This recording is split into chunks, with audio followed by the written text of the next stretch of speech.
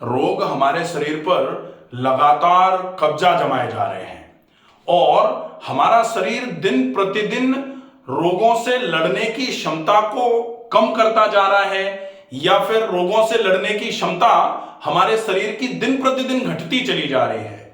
कारण क्या है और एग्जैक्टली रोग होते क्या हैं? रोग को अंग्रेजी में डिसीज बोला जाता है। डिसीज बोलते हैं ना, डिसीज। तो डिसीज को अगर हम इस डिसीज को ब्रेक करें, डिस प्लस ईज, तो जहां ईज में आपके डिस्टर्बेंसेस आना चालू होते हैं उसको बोला जाता है disease. Disease, dis plus ease. Ease का मतलब आपका कंफर्ट जो होता है, जो आपके लिए जरूरी है, जो आप फील करें, जिसमें आपको कतई कोई दिक्कत नहीं हो। तो ईज का मतलब बेसिकली हम हेल्थ भी बोल सकते हैं। तो अगर हेल्थ में आपको कोई डिस्टर्बेंसेस आना चालू हो जाए उसको बोला जाता है कि आप बीमार हो गए हैं, आपके शरीर में रोग आना चालू हो गया है।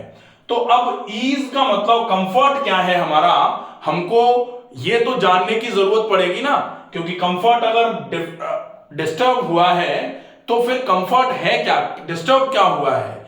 तो सबसे पहले जो हमारे कंफर्ट के पॉइंट्स हैं उनको हमको देखना पड़ेगा। ईज क्या क्या थी? ईज थी हमारी अच्छी भूख लगना। अगर अच्छी भूख नहीं लग रही है इसका मतलब आज नहीं तो कल हम बीमार होने वाले हैं। और सामान्य तौर पर इसको स्वास्थ्य के लक्षणों के माध्यम से भी हम समझ सकते हैं। स्वास्थ्य के लक्षणों में क्या कहा जाता है?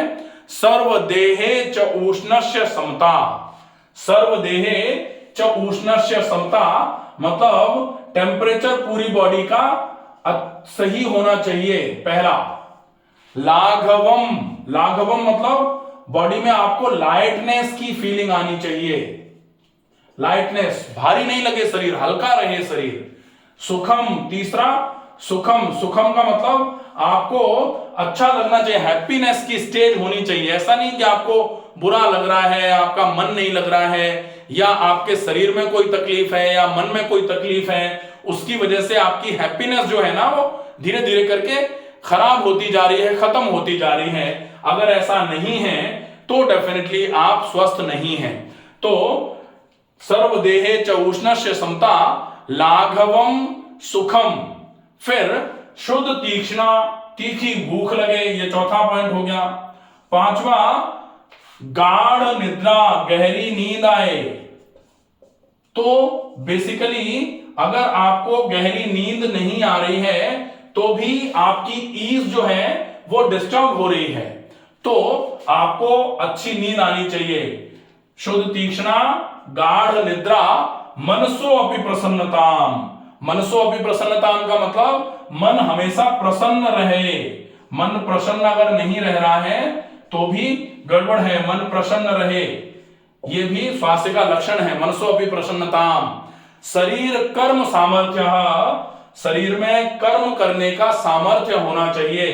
शरीर कर्म सामर्थ्य के अगर आपको कोई काम दिया जा रहा है तो आपको वो काम जरूर करना चाहिए। शरीर कर्म सामर्थ्य, अनालस्यम शरीरस्य। अनालस्यम शरीरस्य, ये जो है आपका शरीर कैसा होना चाहिए? अनालस्य होना चाहिए, आलस्य नहीं हो जिसमें, ऐसा शरीर आपका होना चाहिए। तो क्या क्या हो गया था?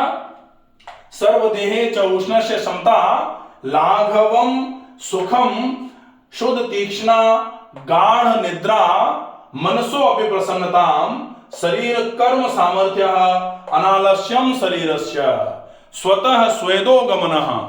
सवेरे सवेरे मोशन, यूरिन अपने आप खुल के आना चालू हो जाए, अगर ऐसा होता है तो फिर शरीर पूरे तरीके से हेल्दी स्टेज में माना जाता है। ईज शरीर की ऐसी अवस्था में खराब नहीं है। तो अगर ये सारी व्यवस्थाएं गड़बड़ हुई, इसका मतलब ये गड़बड़ हुई हैं, इसकी वजह से जो आएगा उसको बोला जाएगा रोग। रोग और कोई चीज नहीं है, स्वास्थ्य का एब्सेंस ही तो रोग है। अगर आपके शरीर में स्वास्थ्य के सारे लक्षण आ रहे हैं तो आपका शरीर रोगी नहीं है। ऐसा नहीं होता कि रोग आ गया, स्वास्थ्य चला गया इसलिए कोई आया। तो इसलिए आपको जो चला गया है उसको दोबारा लेकर के आना है। रोग तो अपने आप दूर भगेगा, रोग को भगाने की आवश्यकता नहीं होती है। आपको क्या करना होगा कि आप ये जो चीजें गई हैं इनको लाने की कोशिश कीजिए। हम जनरली क्या करते हैं, बीमारी को दूर भगाने की कोशिश करते हैं, तो भगाने की जरूरत नहीं है। जैसे आप अंधेरे को ऐसे ऐसे फूंक मार करके या धक्का मार मार करके नहीं भगाते ना। आप कैसे भगाते हो अंधेरे को? एक स्विच ऑन किया, लाइट चालू हुई और पूरा अंधेरा गया, एकदम से पूरा का पूरा उजाला हो गया। ये जो है ऐसा ही आपको अपने बीमारी को दूर करने के लिए करना पड़ेगा कि स्वास्थ्य के लक्षणों को आप बढ़ा दो। स्वास्थ्य के लक्षण जो धीरे धीरे करके खो रहे थे उनको आप दोबारा ले आओ वापस। जैसे जैसे स्वास्थ्य के लक्षण वापस आएंगे, रोग अपने आप ही स्वतः ही धीरे धीरे धीरे धीरे करके शरीर से बाहर निकलना चालू होगा। और ये जो डिसईज की अवस्था थी, ये जो ईज डिस हुई थी, जो आपकी ईज थी, जो आपकी कंफर्ट जोन थी, वो डिस्टर्ब हो गई। उसकी वजह से आपको कई सारे रोग आना चालू हो गए। क्यों? क्योंकि आपकी कंफर्ट, आपकी हेल्थ जो थी वो डिस्टर्ब हो गई। हेल्थ अगर डिस्टर्ब होगी तो फिर धीरे धीरे धीरे धीरे करके शरीर कमजोर होगा और शरीर को कमजोर देख करके कई सारी चीजें आपके शरीर में एंटर करना, घुसना चालू कर देंगी और उसकी वजह से आपके शरीर पर रोगों का प्रभाव हो जाएगा। और रोगों का प्रभाव पाकर शरीर अपने आप को असहाय समझना चालू कर देगा। और अगर आपका शरीर ऐसा समझना चालू कर दिया तो इसी को बोला जाता है व्याधि क्षमत्व में कमी। व्याधियों से लड़ने की क्षमता जो रोग की है, अगर वो कम होना चालू हो जाएगी तो निश्चित ही धीरे धीरे धीरे धीरे करके रोगों का मनोबल और बढ़ना चालू होगा। और रोगों का मनोबल जब जब बढ़ा है, क्या क्या होगा? रोग मतलब बेसिकली जो डिस्ट्रक्टिव प्रिंसिपल्स बोला जाता है इनको, डिस्ट्रक्टिव जो शरीर में तोड़फोड़ करने वाले हैं, अगर ये ज्यादा हो जाएंगे और हेल्थ के ऊपर, हेल्थ मतलब कंस्ट्रक्टिव प्रिंसिपल्स जो होते हैं इन पर अगर ये हावी होना चालू हो जाएंगे तो रोग इनको दबा करके अपना वर्चस्व बना लेंगे। और जैसे जैसे रोगों ने इन पर, हेल्थ पर या कंस्ट्रक्टिव प्रिंसिपल्स पर, या फिर जो ये हेल्थ के जो आपके सिम्टम्स थे कि आपको अच्छी भूख लग रही थी, गहरी नींद आ रही थी, इन पर हावी हो जाएंगे और धीरे धीरे करके ये सारे सिम्टम्स आपके खराब होना चालू हो जाएंगे। आपको ना तो अच्छी भूख लगेगी, ना आपकी नींद अच्छी होगी, क्वालिटी ऑफ स्लीप खराब हो जाएगी, फिर आपका मन भी धीरे धीरे करके खराब होना चालू हो जाएगा। और धीरे धीरे करके जब आपको अच्छी भूख नहीं लगी, खाना नहीं खाया आपने, खाना पचा नहीं, तो शरीर में कर्म करने का सामर्थ्य कहां से आएगा? नहीं आ पाएगा। और सामर्थ्य जैसे जैसे कम होगा, शरीर में आलस्य की प्रकृति बढ़ना चालू हो जाएगी और धीरे धीरे करके शरीर पूरे तरीके से रोग की गिरफ्त में आ जाएगा। इसलिए आपको क्या करना है? आपको डिजीज को भगाने की बजाय अपने हेल्थ के जो सिम्टम्स हैं, जो हेल्थ के लक्षण हैं, स्वास्थ्य के जो सामान्य लक्षण हैं, मूल प्रभाव जो है वो अगर आप सुधार लेंगे तो धीरे धीरे करके आपकी बीमारियां स्वतः ही बढ़ना चालू हो, खत्म होना चालू हो जाएंगी। बीमारियां बिल्कुल खत्म हो जाएंगी। ऐसी कंडीशन कब आएगी? जब आप अच्छे रूटीन्स का फॉलोअप करोगे, अच्छे तरीके से खाना पीना रहे, सही तरीके से उस खाने को पचाने की व्यवस्था रहे और जो शरीर में चीजें जमा होकर के रोग का कारण बन रही हैं, सर्वे रोगा मलावसा जो हुआ है, वो सारा का सारा एक्सक्रीटा जो है, गंदगी जो है, जो हाथों में जम गई थी, उसको निकाल करके बाहर फेंक दिया जाए। उसको निकाल के फेंकने के बाद अच्छा खाना खाया जाए। उसके बाद फिर अच्छे खाने को आपने जो आमाशय में, आंतों में पहुंचाया है, वो अच्छे तरीके से एब्जॉर्ब होकर के ब्लड के साथ पूरे शरीर में सर्कुलेट होना चालू हो जाएगा अगर, तो फिर वो पूरे के पूरे शरीर का पोषण करेगा। शरीर में बाल से लेकर के आपकी एड़ी तक जो भी ऑर्गन्स हैं, जो भी सेल्स हैं, उन सारी सेल्स पर प्रॉपर तरीके से ऑक्सीजन और न्यूट्रिशन ब्लड के साथ पहुंचना चालू होगा।